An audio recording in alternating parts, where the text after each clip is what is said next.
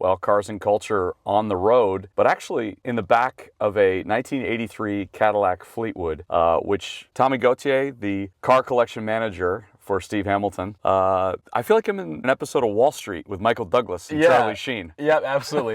That is pretty much what we're experiencing. Good to see you. Yeah, absolutely. Thank you for coming. Thank you. You're going to walk us around this incredible collection outside of Chicago, Illinois. But we start here in the back of this limo, which, well, you said smells like your grandmother's attic in Ohio. Yeah.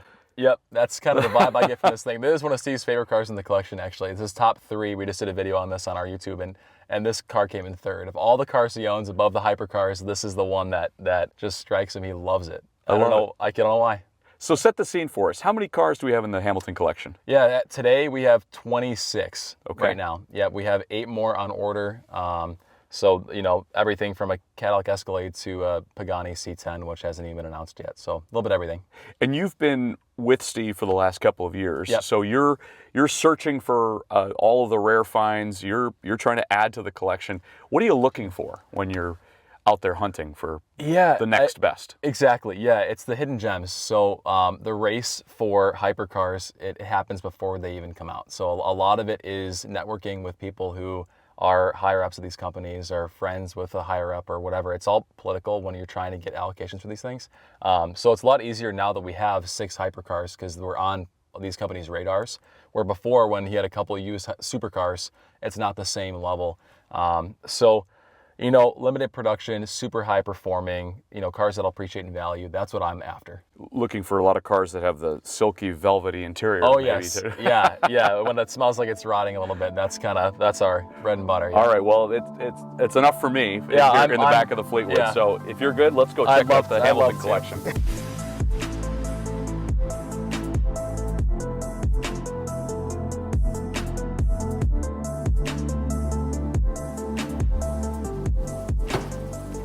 All right, Tommy, what do we got here? We'll start right off with my favorite car in the collection. This is a 2014 McLaren P1 in Volcano Red. This is one of the 3 that are known as the Holy Trinity. So it's this one, the Ferrari La Ferrari, which we'll see in a little bit, and then we have a Porsche 918 Spyder. That car's in service right now.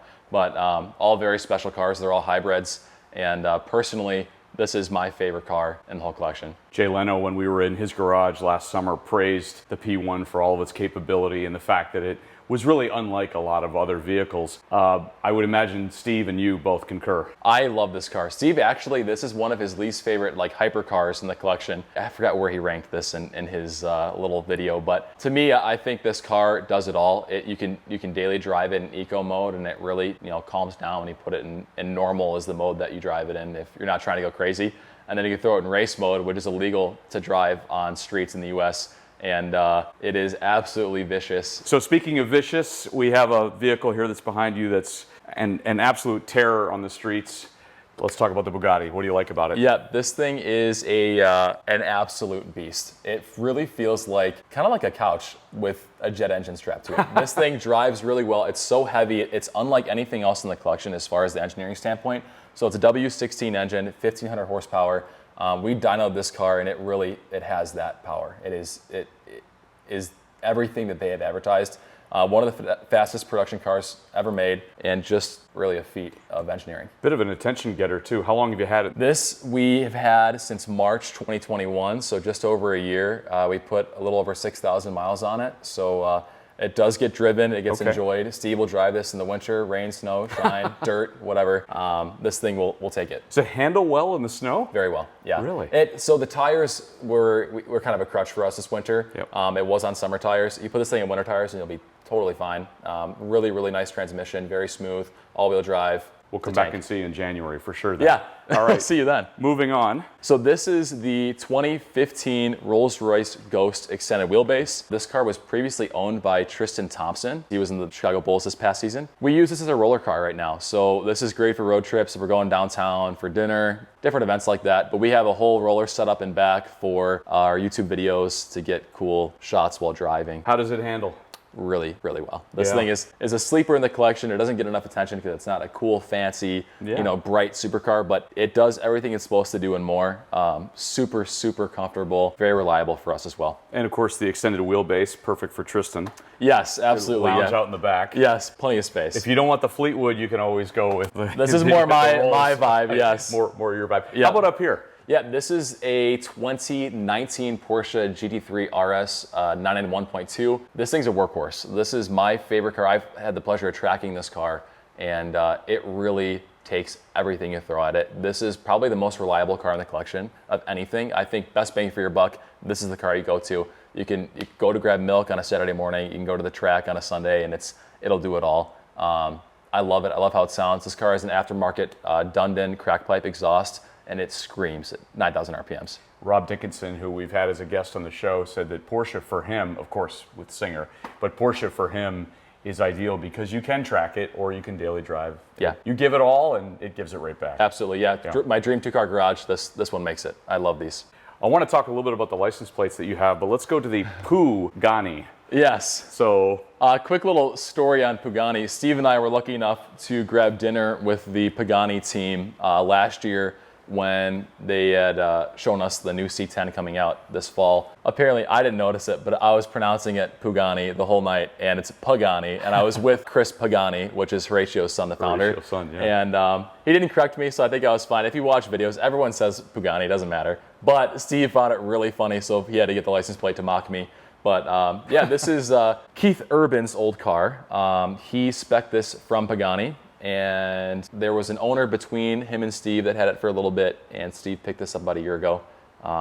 Really amazing car. This is more of a piece of art where, in my opinion, the Bugatti is a feat of engineering. It's scientists that make that. Same with like Koenigseggs, where Pagani, it's romance and it's a passion project, and it really feels like that. Did Keith do anything to the vehicle to customize it? I might be leading. I'm trying to think. Yeah, everything. I mean, these cars are entirely customizable. If you can dream it, you can do it. Pagani, it might cost a lot, but they'll do anything you ask them to do. So the interior is completely hand-picked from him. Another fun fact, the carbon fiber, it's hard to see in this lighting, but if you get a good glimpse at the carbon fiber, they actually did like a sparkly blue clear coat. So it's regular gray carbon, but if you catch it in the right light, it turns almost completely blue to match look at that. The paint of the car. And that's one of my favorite features. You can see it throughout the car. So it's in the interior, it's the exterior, it's everywhere. Another fun fact about this car is every single bolt they use has their logo on it. Every single bolt. It's actually quite amazing. Thousands of bolts. Yeah.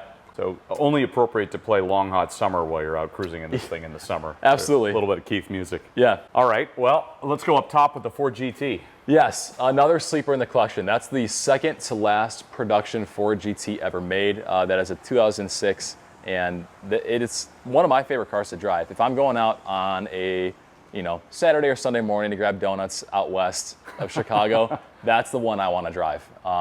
It is so much fun to row through gears. The transmission's absolutely amazing in that car. I love how small the steering wheel is. You really feel like you're in a go-kart. Yep.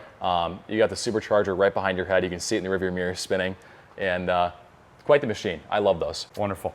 The Lambo. Yes, that is a 1987, I believe, Lamborghini Countach. Countach. Yep. Right. One of the cars that was featured in The Wolf of Wall Street, what is more famously known for these days with the younger generation. But absolutely, it's a vibey car, is how Steve likes to. A vibey? Yeah, it's like you get in and it speaks to you. So not my favorite to drive. I'm 6'4". If I was maybe 5'10", I think it might be a little better. I have a really hard time. I actually kind of have to drive this with my knees on either side of the steering wheel, my head cocked a little bit. The interior is not very forgiving, but it is what it is, and obviously it's so many people.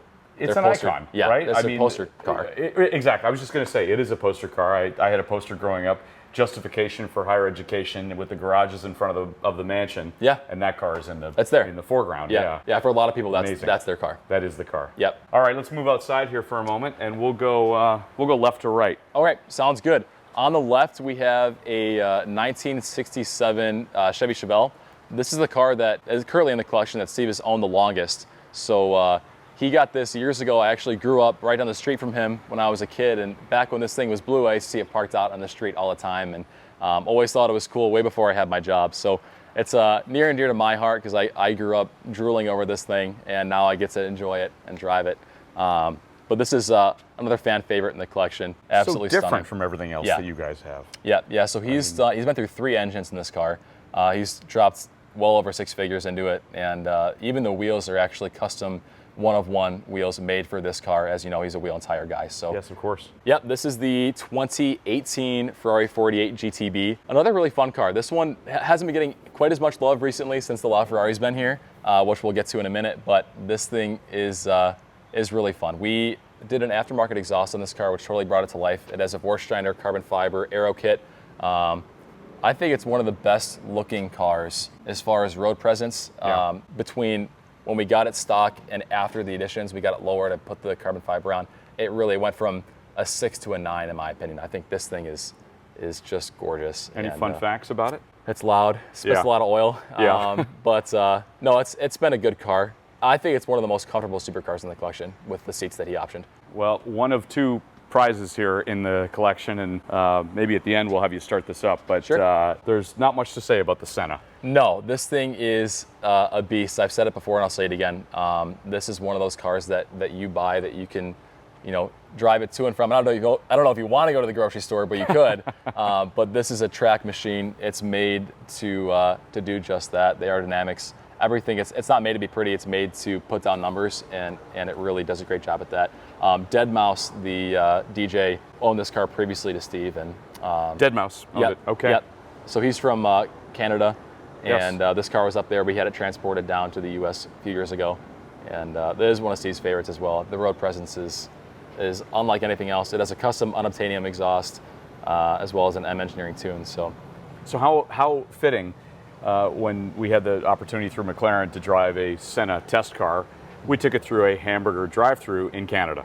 Sounds about right. Yeah. And it's perfect because the windows go down just enough. I was about to say, were you able to fit it through the windows? Just enough. Good. Just enough on. Good. Yeah. Big Mac. That's a fun car. And speaking of Big Mac, let's end with one of the latest in the collection. Yes, this is the. This is getting all the attention now, Tom. Yes, this is the daddy. It's what everybody wants to talk about lately. Absolutely. Yeah, the La Ferrari is another one of those 3 Holy Trinity cars. Arguably the best of the cars. I prefer the P1, but a lot of people, this is the Grail. This is a 2015 Ferrari La Ferrari. Obviously, the name kind of sets it up. It's the Ferrari. They put all of their engineering into this car, and you can tell when driving it. I was lucky enough to track this car a couple weeks ago, and it blew me away. Really. Why? What was the handling, the balance. Another cool fact about this car, if you look inside, there's actually aren't any rails under the seats. Oh, it's locked at the moment. I can grab a key for you and show you in a little bit. But there are no rails under the seats. They want to keep the seats as low as possible to the bottom of the car to keep the center of gravity lower. And it just felt like it was on rails. It sounds amazing. It's so wickedly fast. And the handling, it really did blow me away. So very special car in the collection. I can't wait to get more seat time in here. And just one of the more special cars. I'm glad we finally added this one and completed the Trinity. And how did you get it? This car we found off market. So once Steve had the P1 and the 918, everyone knew the La Ferrari was next. So I started putting feelers out right after we got the 918 just to see if a car came up at a good price to let me know. So I talked to a couple local guys that help us source cars. And lo and behold, they reached out a few months later and said they got a car for a good price, and it was a nice car, and pulled the trigger on it. So the reaction on the street when you take this down the road is Batmobile status. Has to be, right? Yes, yeah, absolutely Batmobile. These 2 cars, I think, are 2 of the ones that have the most insane road presence, and it's actually fun. I live right down the street from Steve, so seeing him out and about, I'm driving around on the weekend, and I see him fly by in this thing, and it is unlike you don't realize that you're seeing him. You see it, and you're like, what? It looks like a spaceship. You're like, what is that? And you're like, oh yeah, it's just Steve. Obviously for me, I'm here all the time, but this thing just looks crazy on the road. Kind of a fun fact about this car is the seat doesn't move. It doesn't have rails, so it's just the steering wheel and the pedals. So there's a lever to the right of the driver's seat you pull that the pedals will move up depending on your preference. Wow. Incredible. Pretty cool. I love the square steering wheel as well. Yes. Really unique to this car. Let's fire up the Senna. All right, let's fire up the Senna. Yeah. You've got to fall into it. Yeah, seriously.